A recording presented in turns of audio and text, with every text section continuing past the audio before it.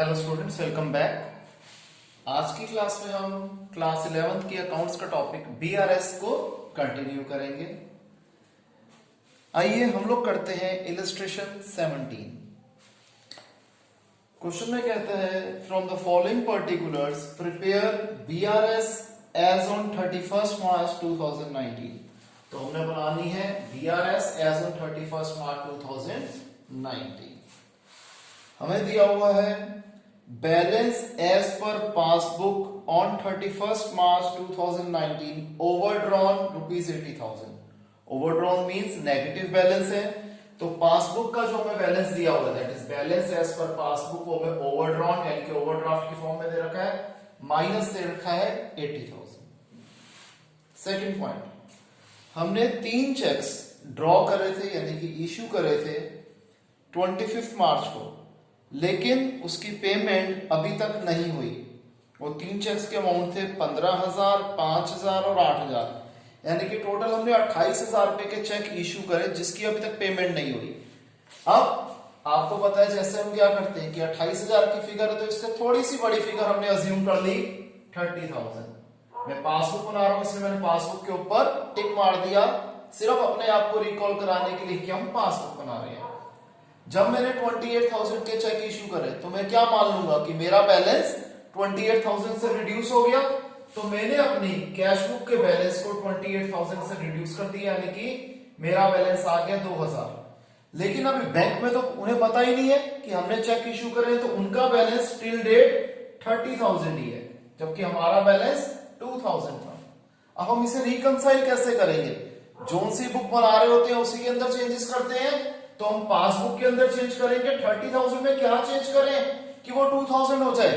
हम प्लस करेंगे या माइनस करेंगे? दो ही ऑप्शन होती हैं, तो ऑब्वियसली बात है हमें 28,000 माइनस करने पड़ेंगे तभी हमारा 2,000 रुपए बैलेंस आ जाएगा, यानी कि ये बैलेंस रिकंसाइल कर देगा। तो हमें 28,000 क्या करने हैं?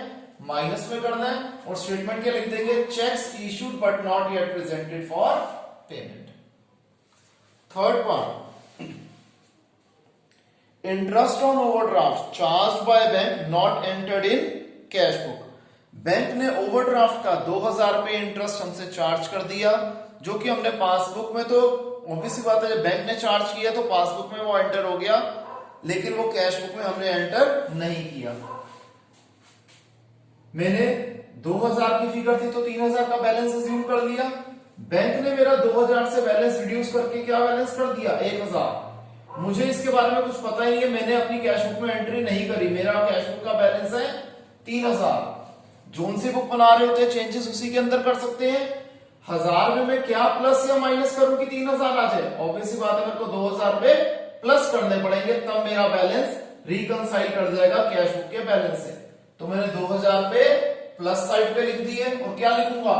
Interest on overdraft not entered in cash book.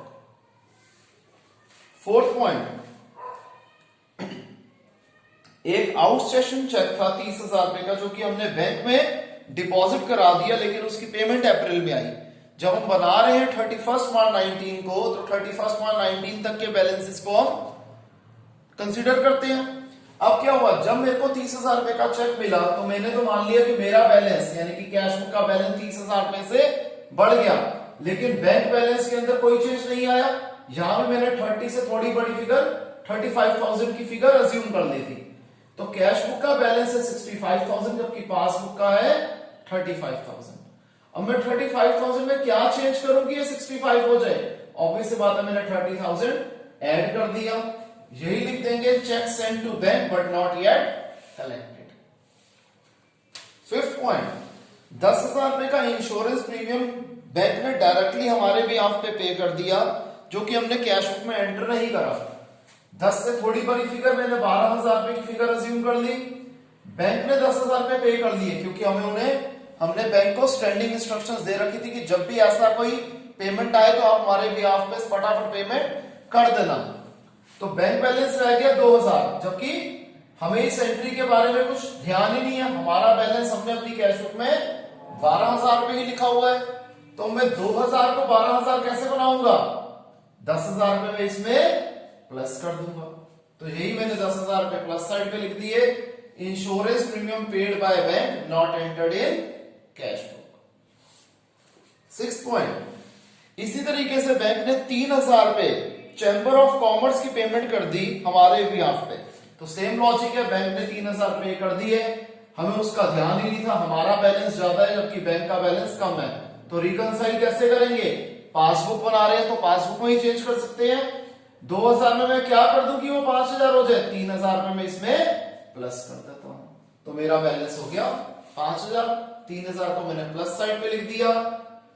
Fees paid by bank not entered in cash book, CB means cash book. इसी तरीके से जो अगला पॉइंट है कि कलेक्शन चार्जेस थे वो बैंक ने चार्ज किए, जो कि हम कैश बुक में डालना भूल गए। 1000 की फिगर थी, मैंने 2000 का बैलेंस अज्यूम कर लिया, बैंक ने 1000 पे डिडक्ट कर लिया कलेक्शन चार्जेस, हमें उसके बारे में कुछ पता ही नहीं है। हमारे बुक में यानी कि कैश बुक में बैलेंस है 2000, जबकि एक्चुअल बैलेंस जो पासबुक में है वो है 1000।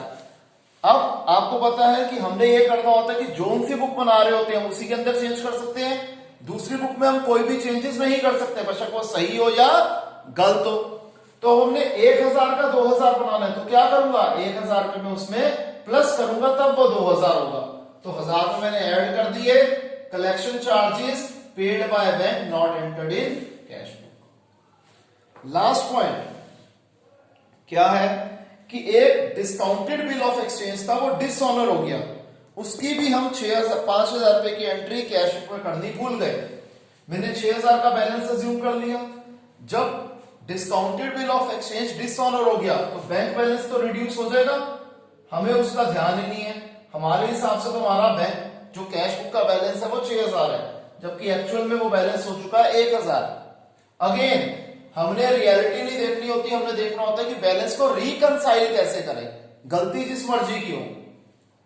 हम जोन सी बुक बना रहे होते हैं उसी के अंदर चेंजेस कर सकते हैं। यहां पर बैलेंस है 1000 पासबुक और हम पासबुक के अंदर ही चेंज कर सकते हैं। तो 1000 में 5000 ऐड करूंगा तब 6000 बैलेंस हो जाएगा, जो कि इससे कैश बुक से रिकंसाइल हो जाएगा। तो मैंने 5000 पे ऐड कर दिए और लिख दिया discounted bill of exchange dishonoured not entered in cash book. अब मेरी बैलेंसिंग फिगर प्लस साइड पे आ रही है, माइनस साइड का टोटल था 1,08,000, यहां का टोटल था 51,000, तो बैलेंसिंग फिगर आ गई 57,000। अब डायगोनल आ रही है तो क्या हो जाएगा, overdraft as per cash book, क्योंकि पासबुक का तो कैश बुक होना ही होना है, डायगोनल में सेम रहते हैं तो हम लिख देंगे overdraft as per cash book या फिर balance as per cash book, bracket में ओवरड्राफ्ट लिख दो। क्लियर है स्टूडेंट्स? इसे कॉपी कीजिए, एक क्वेश्चन और प्रैक्टिस करते हैं।